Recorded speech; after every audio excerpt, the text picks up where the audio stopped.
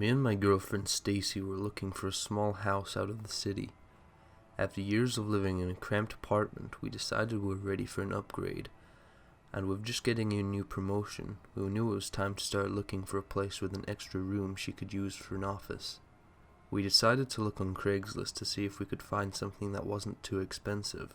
After a bit of searching, we found a 2-bedroom house just a few miles away from where we were staying. I called the number in the description, and a man picked up the phone. We talked a while about the house and the cost of the rent, but then he started asking me some pretty weird questions. He asked me how much I weighed and when my birthday was. Then he said if I wanted, I could give him my address and he could come pick himself up. I told him it wasn't any trouble and that I could come around at 10 next Saturday.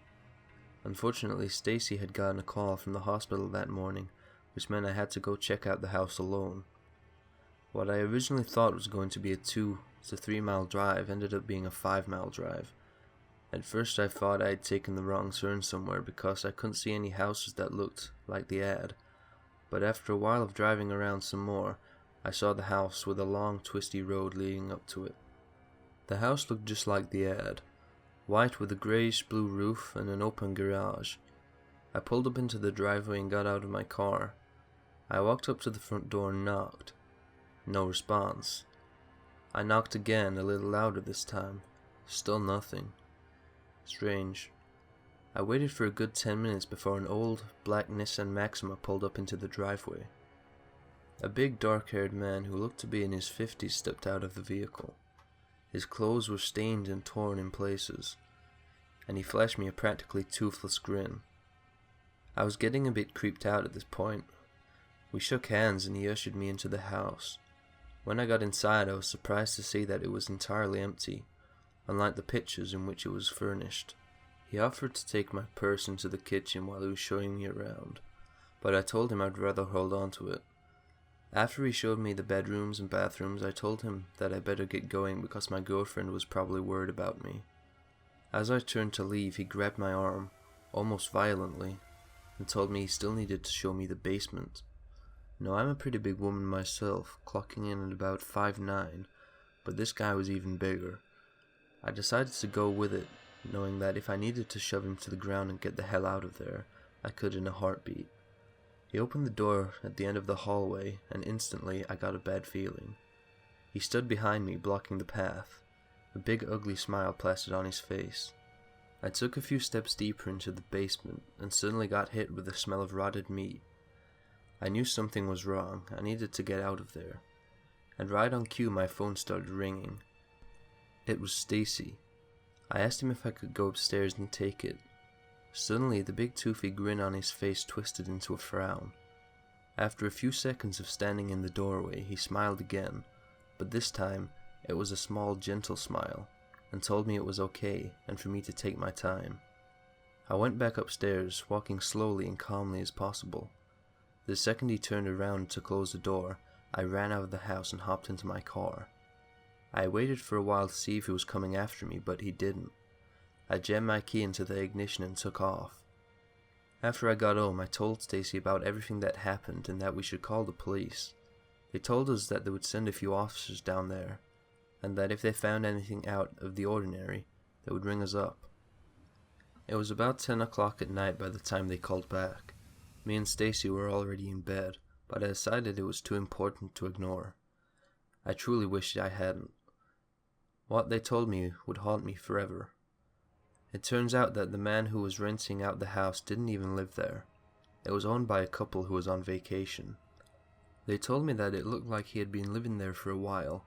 One of the rooms was filled with old containers of rotting food and ripped up bed sheets, not to mention the alcohol bottles filled with urine. But that's not the part that scared me the most. At the bottom of the basement were the bodies of 3 other women, all of them bloody and bruised. Some of their appendages were bent and twisted in unnatural positions, as if someone had pushed them down the stairs.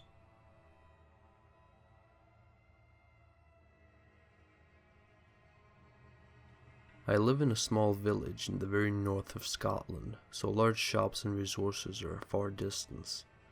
For that reason, I usually rely on internet shopping to get me my needs. I needed to buy a backpack for when I leave for university, one better than I already have, so I turned to Craigslist as I normally do. After a short while of looking, I came across a really good looking bag at only £15. I thought this was an absolute steal, so I phoned the seller. Immediately what struck me was the guy's accent. It was obvious that he wasn't Scottish, or even from the UK. He sounded Polish or something. I'm still not sure. He said he was from Glasgow. That's at least 5 hours by car from where I live, but when I told him the area I was from, he reluctantly offered to come to my house to give it to me. This all seems strange, being that the sale was only for £15. Nonetheless, I foolishly gave him my address. He said he'd drop by later that day. Skipping forward about 7 hours to 10 p.m., I was thinking that he wasn't going to show up, but around 10:20 p.m., there was a man at the door. Surprised that it was so late, I looked out the window, and sure enough, there was a young guy standing there with a backpack in his hand. Slightly relieved that it wasn't a robber, I went to the door and opened up. It was the guy on the phone for sure. The accent confirmed it. He said, "Hey, here it is." I smiled and took out my wallet, taking out £30 because of the trouble he went to come here, and the condition of the bag. He smiled and opened up his arms as if he wanted a hug. I rarely turned down a hug and just assumed it was a cultural thing, so I hugged him and left. I was still confused that he came all this way just for £15, but I didn't find it overly strange. Boy, I was wrong. At around midnight, I was finishing watching another episode of 24 and was ready to go to bed. From outside the house, I heard a car door shut, which is really weird for this time of night and in my area. The nearest house is like a quarter of a mile away, and I rarely see the people that live there. I paused the TV and went over to the window to see who it was. I recognized the car as being the green sedan that the guy had, but he wasn't there. No one was. It was at that point when I heard the back gate opening.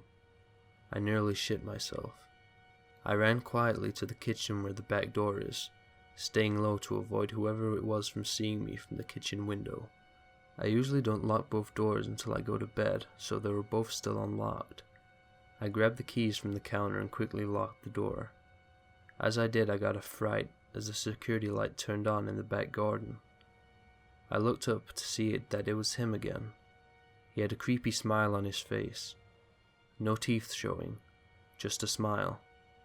I stood up and shouted, "Whoa, dude, what are you doing back there?" He said nothing and just smiled, looking directly at me. I found myself just staring at him until the situation actually kicked in, and I took the keys from the back door and bolted to the front door to lock it. About halfway to the front door, I heard a window smash in my kitchen. My stomach ached at the fact that he's probably making his way into my house. I made a turn to go up to the stairs towards my toilet so I could lock myself in there. When in the toilet, I heard him stumbling on broken glass and falling to the floor. He was in my house. I pulled out my phone from my pocket and quickly dialed 999. I told them the situation as fast as I could, and they said they'll get an officer out to me as fast as possible. The police station was just up from my village, so I knew someone would be here generally quick. The operator asked me to stay on the phone until someone arrived. I was focused on the guy's footsteps, which would slow down and speed up every so often. He eventually walked up the stairs and tried to open the bathroom door. When he realized it was locked, he said, "I know you're in there, Cameron." Hearing him say my name made my stomach churn. I shouted, "The police are coming. Just back off, man." After saying that, he started to kick down the door. I backed up against it with all the strength I had. Then in the distance I heard the sirens and the blue lights reflecting from the bathroom windows.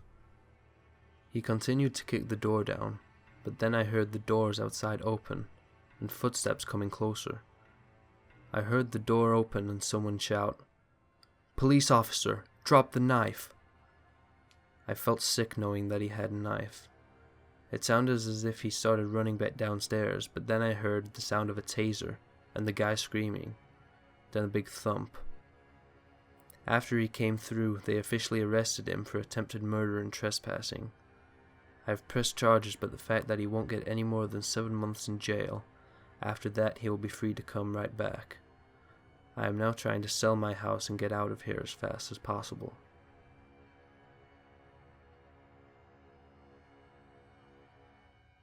A couple years ago, after my ex left, my daughter and I were looking for a place to rent. Our house was too big, and I couldn't afford it on my own, plus it was filled with far too many raw, painful memories of the family. I was checking ads on Craigslist and found one that sounded perfect. Excited, I didn't really think about bringing someone with me. I wanted to get it before someone else snatched it up. I called and agreed to meet the owner in 30 minutes at the place. I was thrilled.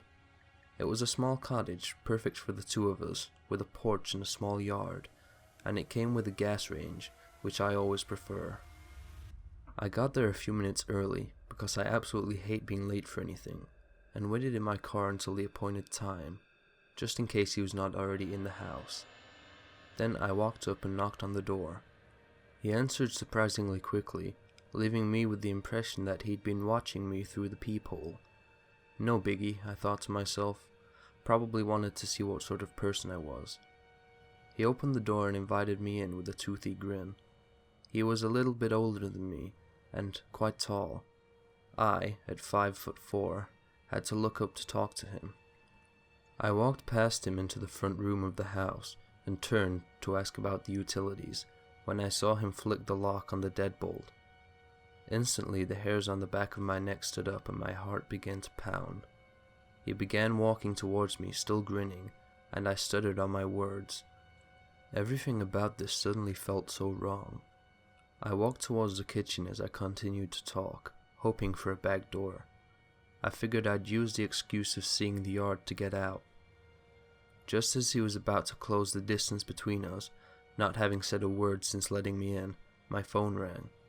I quickly grabbed it from my purse and answered, happy to have someone on the line. It was my friend, whose house my daughter and I were staying at until we found a place. "Hi," I said, probably much too enthusiastically. I didn't hear a word she was saying, I just kept talking quickly. I told her the address I was at and that I was looking at a place. I asked if she wanted to meet me here since she was a few blocks down. Mind you, she lived a couple miles away, but he didn't know that. As soon as I hung up the phone, he was rushing me out the door, hurriedly explaining that he had just remembered an important meeting he had to go to. I was so relieved for my friend's fantastic timing, and wasting no time in getting to the door. He unlocked it, looking at me strangely as he did so, and stood there as I left, telling me that we could reschedule for another time. I am convinced that something very bad would have happened to me had my friend not called when she did. The whole experience gave house hunting a whole new meaning for me, and I didn't go look at a single place alone after that, no matter who it was on the other end doing the renting.